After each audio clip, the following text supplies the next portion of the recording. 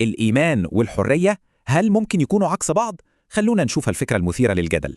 في وجهة نظر بتقول إن الإيمان الحقيقي مش عائق، لا ده ضروري عشان النضال ينجح. عشان نفهم القصة دي لازم نرجع لورا شوية نشوف التاريخ بيقول إيه. في القرن العشرين كان في محاولات كبار للاستقلال، بس للأسف الاتنين فشلوا. قائد ثورة 1933 واجه تحدي خطير، بس مش من بره، من مجتمعه نفسه.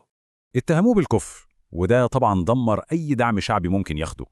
ونفس القصة اتكررت. قائد ثورة 1940 كمان حاربوه من جوه.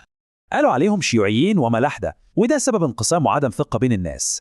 طيب إيه سبب الانقسامات دي؟ هنا التحليل بيقول إن المشكلة مش بس ضغط خارجي، دي أزمة إيمان.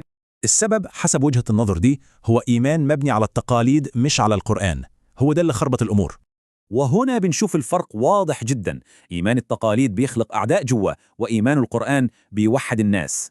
يعني بدل ما يواجهوا العدو الحقيقي، الإيمان ده خلاهم يهاجموا أبطالهم الوطنيين. طيب إيه الحل؟